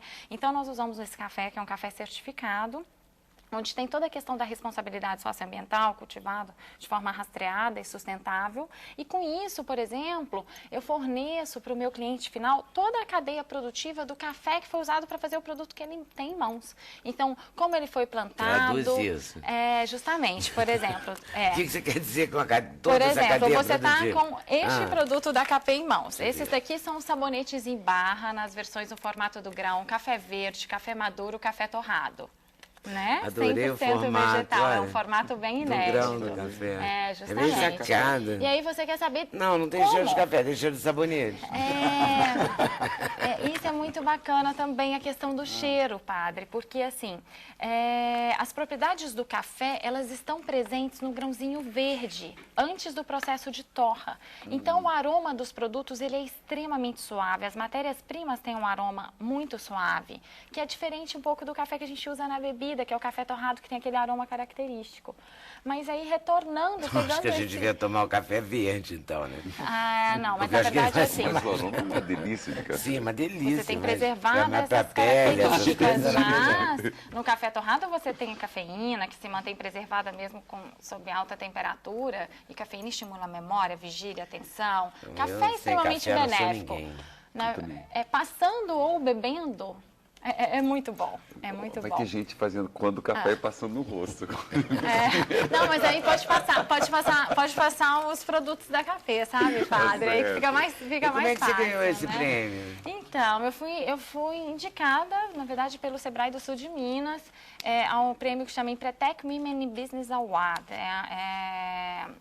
É um prêmio da ONU, na verdade o Empretec é um curso de fomento ao empreendedorismo, que é uma metodologia da ONU, e aí fui passando as etapas, fiquei finalista Minas, e depois fiquei a finalista do Brasil, fui para a etapa internacional, na etapa internacional eu fiquei entre as 27, e depois eu fiquei entre as 10, e entre as 10 eu tive o privilégio, né, de ir até a ONU, em Genebra, e receber a premiação. É um exemplo, né, de sucesso aí. Claro. E tenho certeza que você tomou muitos nãos nesse caminho antes como? de chegar no sim. Então, você teve resiliência e tinha claro objetivo. Tenho certeza que você tem um plano para você chegar nos seus pontos, para você mudar de acordo com as realidades que você encontrava. É isso que eu falo. Eu acho que, assim, às vezes, ministrando palestras, eu falo que nem o vento sopra a favor de quem não sabe para onde quer chegar. Eu acho que a primeira coisa, você tem que saber o que você quer, né, para a sua vida, o que você gosta, onde você quer chegar. E traçar o passo a passo, né? Ter uma meta, um objetivo de vida e traçar um caminho para poder... Assim, você quer ser a maior vendedora porta a porta do Brasil? A KP você não quer atua abrir de lojas? forma... O que você quer? Na verdade, eu quero que a KP seja uma empresa reconhecida nacionalmente e internacionalmente como uma referência em cosméticos produzidos de forma sustentável, com proteção ao meio ambiente e respeito ao ser humano. É isso que a gente está buscando. Né? Então, assim... Mas você mesmo vai abrir as lojas, é isso? Nós abrimos a nossa primeira loja exclusiva, né, dos produtos da KP no final do ano passado. É um passo importante para o início de um processo de franquias. Né? Na verdade, temos uma procura muito grande por franquias. Mas o que é o diferencial? Assim, porque, tá bom, a marca já entendi tem tudo. uma particularidade você tá ótima muito no marketing. grande. Agora me fala uma coisa, o que tem de diferente? Quer dizer, por que esse sabonete é melhor que um outro sabonete? Porque o café está nele, é verdade? Com Tem certeza. café aqui? Aqui nós temos uma alta concentração Já que é para perguntar de se é café. verdade, né? Com certeza. Olha só, então nós pegamos o café da fazenda e nós desenvolvemos toda a metodologia para a produção do extrato, do óleo do café, que são usados nos nossos produtos. Esse é um sabonete, um grão do café, né, torrado. Ele é feito em massa 100% vegetal, além do extrato de café, com todas essas propriedades que eu te falei, revitalizante, energizante, antioxidante. Ele tem também, esse daqui, nesse caso, ele tem os grãozinhos de café torrado e moído e ele faz uma esfoliação. Com isso, ele estimula a renovação celular, circulação sanguínea. E esse tem um aroma mais característico. Usando o café para intervir em cada Leda, na produto, verdade, né? assim, cada fórmula tem as suas particularidades. Esse daqui já tem né? A gente já reconhece como café. Esse é um shower gel esfoliante, onde além dos grãozinhos, nós usamos a casquinha do café, aquela película que até então é um subproduto. Então, o que a gente busca, na verdade, é estar agregando valor e divulgando toda a potencialidade do café. Que você não viu aqui. Eu vi, são Não, na verdade, aqui. agora tem muitos. Nós começamos com 7, hoje já são quase 100 itens em linha, né? Entre hidratantes, óleos, shampoos. Esse daqui, perfume? Deixa eu lhe mostrar. Esse daqui nós ganhamos o Prêmio Nacional de Inovação do ano passado com cosméticos feitos a partir de flor de café. Não sei se vocês conhecem. A flor do bonita café a flor do café? é linda e muito perfumada. Aqui, Ela não. floresce uma única vez ao ano e permanece aberta de 24 a 48 horas. Então, assim, foi um fruto de mais de um ano de pesquisas, levando, né, perfumista, químico até a fazenda, realmente para coletar essas flores e produzir a matéria-prima que é usada nos nossos produtos. A empresa é toda de 3 pontas, nós temos indústrias parceiras que ficam fora de lá. Eu ia parabenizar a cidade dela. Eu falei no rádio esses dias, 3 pontas, a Vanessa ganhando o prêmio da ONU, e 3 pontas que tem 2 candidatos a beatos. O padre Vitor, que já está bem adiantado, e agora a nossa mãe, uma monja carmelita, que está sendo apresentada, que é de 3 uma cidade pontas. muito abençoada, que é o que a gente estava conversando no intervalo, né? Então, 3 assim, pontas, sul de Minas. 2, lá eu falo para uma rádio de 2 lá. candidatos a Você deve falar para 1000 rádios, fala para o Brasil inteiro, em cada ponta. Cada ponta. E essa mãe, como é que chama? Uma monja carmelita. Ela é chamada Nossa Mãe Nossa pelo mãe, carinho. pelo carinho, ela é extremamente virtuosa, muito virtuosa, muito acolhedora e muito dedicada à ajuda aos pobres. É verdade. Processo de beatificação. Não, Volta com aí já certeza. já. Lidoca. Oi, querida. Vou dar processo de beatificação à Lidoca. Eu quero... Uma frenética e uma vida frenética. Viu, Vanessa? Então, ótimo. Café na veia. Ah, meu Deus, Lidoca. Conte-me tudo. Chama-se Lidoca, uma vida frenética, porém o livro termina quando eu chego no Rio de Janeiro e Sandra Peira me convida para entrar nas frenéticas. Então não existe frenéticas no livro. existe o Silviano Santiago, que eu tenho a honra ele faz o prefácio do livro, ele até aborda essa adjetivação no título. Então, eu começo assim, meu nascimento em São Paulo, minha educação... Eu ia perguntar, de onde é você? São Paulo, paulistana, maternidade Matarazzo. Quando nasci, foi direto para a Rua Augusta. Morava lá. Então, a família tradicional italiana, meu pai era da CVB, a Companhia de Visos Brasileira, um grande acionista, levou a gente para conhecer a Europa inteira. Então, nasci mesmo em berço de ouro lá. E aí eu passo assim, por aí, e vou até os 10 anos, quando eu conheço o Lene, vejo o Lene cantar e dançar, em 1960. Entreguei a minha idade sem nenhum problema. E aí, aquilo me bateu de uma forma extraordinária e eu tive que ficar quieta, porque a família não deixava eu me aproximar das artes.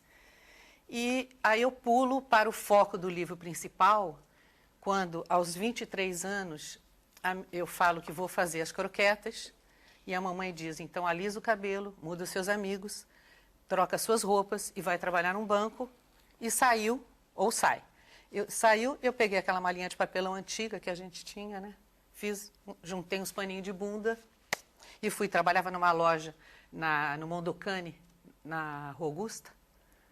Então fui com aquela malinha, bati na porta da gerente da loja, ela me acolheu lindamente com o marido dela, com um quartinho pequenininho assim, e eu mergulhei nessa coisa extraordinária que foi um movimento contracultural que sacudiu as artes cênicas e os artistas nos anos 70, na primeira metade da década, né? E eles eram um grupo de 13 andrógenos, né? Que exerciam a sexualidade feminina, masculina, porque eram vestidos de mulheres, mas tinham pelos nos corpos, barbas, né? Era uma coisa muito única que até hoje nunca mais existiu nada igual, né? Você viu, né? O espetáculo, claro. Sabe que era uma coisa muito... E hoje em dia, o documentário feito pela Tatiana Issa e Rafael Alvarez, o ano passado, é mais premiado da história do documentário no Brasil. Entre Brasil e Estados Unidos, né? E Europa também, Paris principalmente, eles fizeram um sucesso incrível. E eu, nesses anos, que foi 73, 74, 75, a partir do momento que eles chegaram em São Paulo, as mulheres que foram vivendo em volta deles e vivendo, assumindo a maneira de vestir, de falar, o comportamento. Aí nós fizemos o grupo Desicroquetas, porque o Wagner, o mentor e o filósofo do grupo, chamou as croquetas e eu fui, né? E as meninas também. Das croquetas tem Lu Grimaldi, era a Luminosa, tem, além de mim, Regina Chaves e a Regi e a Leiloca, eram croquetas, que viriam a ser frenéticas depois, né?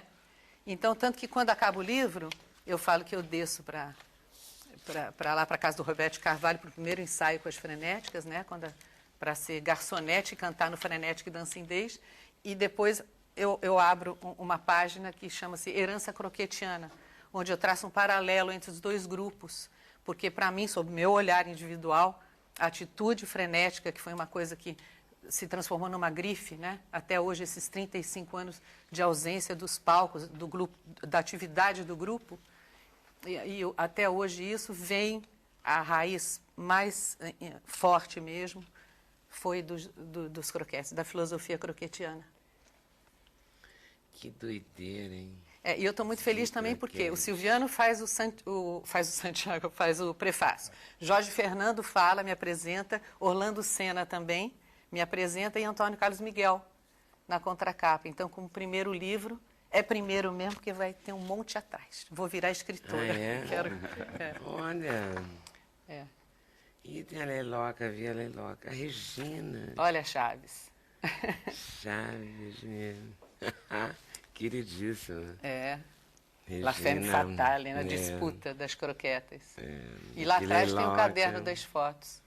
Tem várias fotos, muitas fotos. Tem eu pequenininha. Tem 12. 12.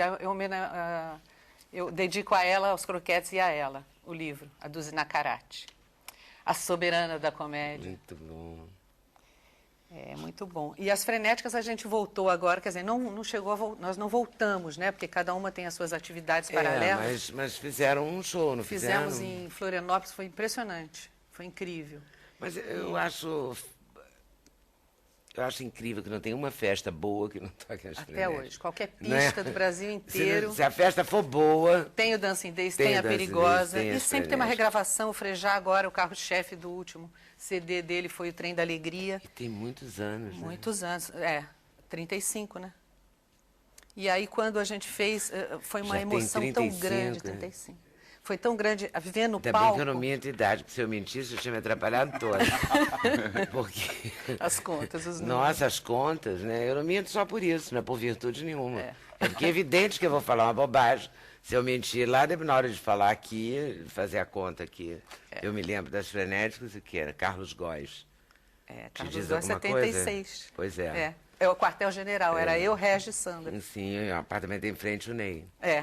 Não, o Ney morava atrás e ficava o dia inteiro socado lá em casa e a gente na casa dele. Pois é, você vê que não...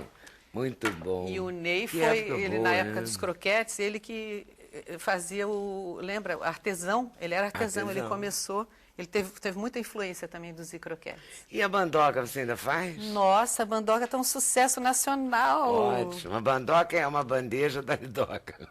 Mas que é ótimo. Você sabe que a marca se tornou notória. É mesmo? Hoje em dia, como Xerox, estava conversando com o Reginaldo, né, que também me identifiquei muito com ele, se bem que eu não me planejei tanto, né? O Renato. Renato, desculpa, sou ruim com os nomes, me perdoe. Reginaldo sou eu. Eu troquei. Vai na fé.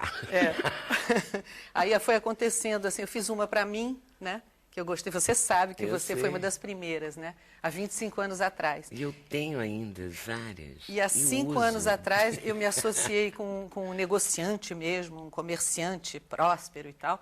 E aí fizemos uma fábrica, emprego muita gente, fazemos aquelas feiras 2 vezes por ano, a Gift Fair, a Craft Design. Então a gente atende assim o Brasil inteiro. Na verdade, era uma bandeja para a gente comer vendo televisão, né? Mas na verdade, ela é a cara de um microcomputador, é a cara do... Todo mundo adora mais pro laptop, uma leitura, do laptop, inclina... de não sei o quê. Quer dizer, ela foi uma bem sacada mesmo, né? Foi. Porque ela passou por várias funções. A Flora do Gil até, há muitos anos atrás, ela falou assim, eu quero 10. Eu falei, vai presentear? Não, quero fazer um jantar americano. Aí também é ótimo, quem tem lugar para guardar, vale a pena.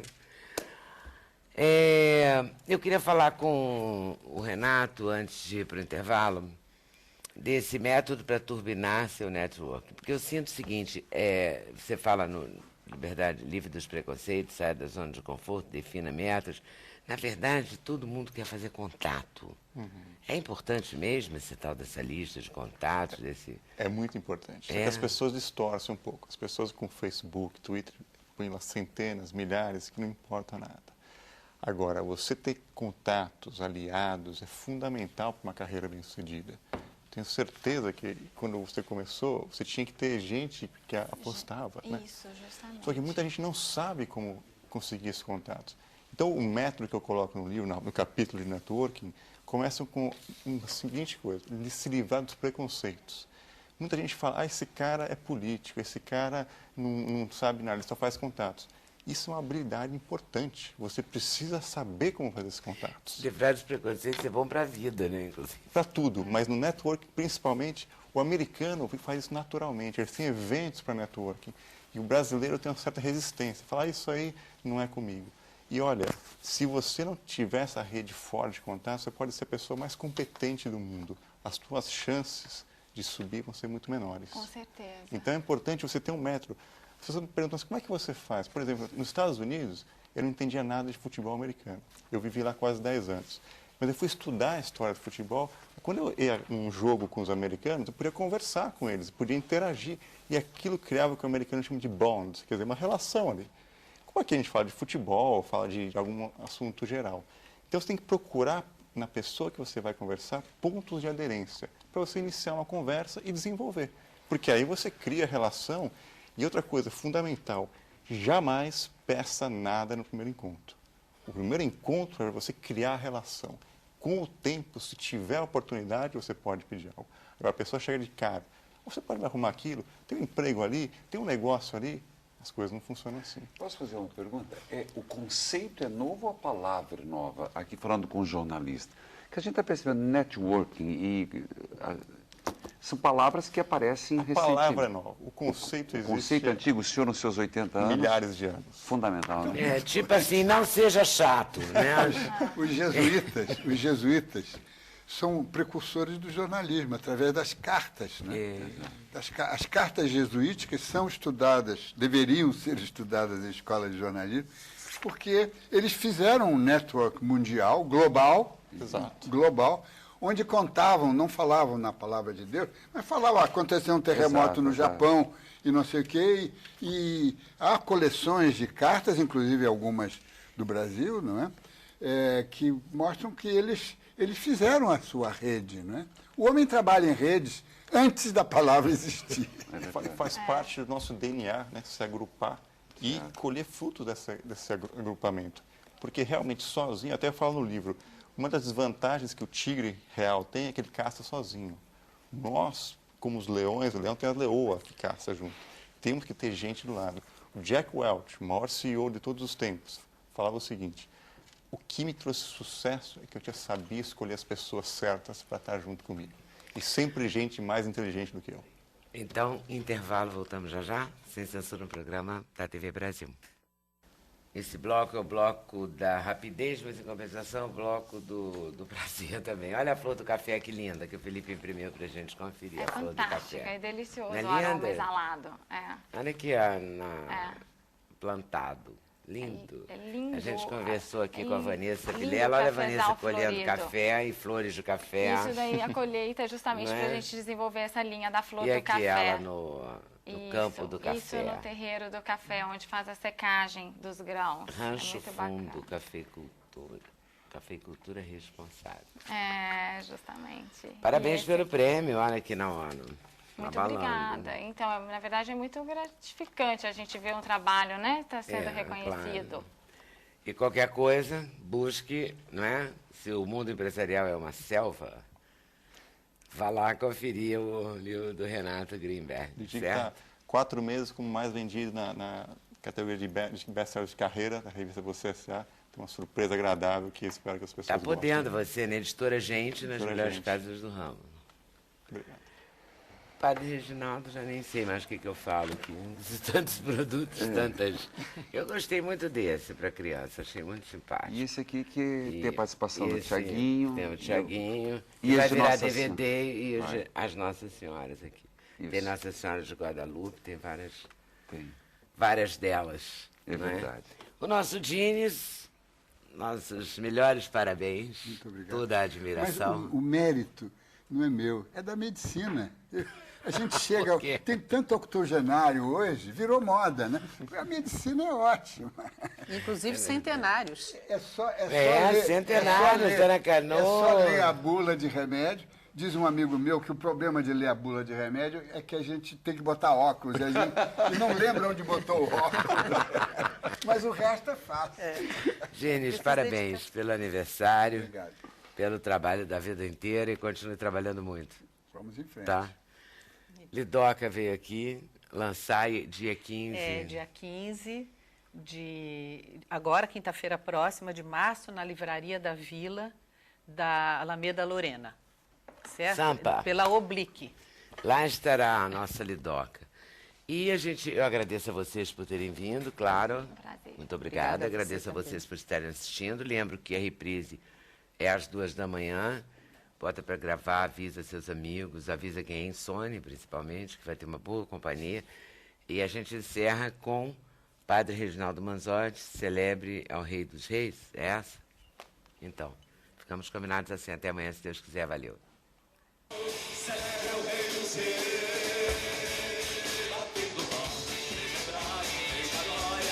Como é que eu posso fazer isso?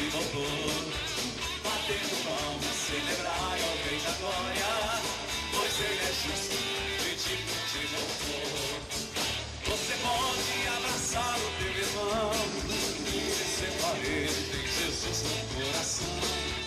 Confie em Deus e tua hora vai chegar. O coração de Cristo Cristo é o teu lugar. Comigo assim, ó.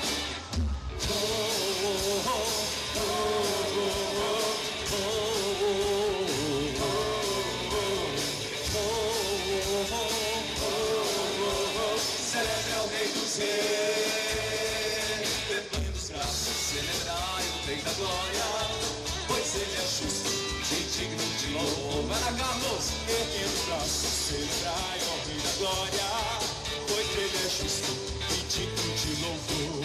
Você pode levantar as tuas mãos, louvando a Ele com amor e gratidão. Confia em Deus e tua hora vai chegar. O coração de Cristo é o teu lugar.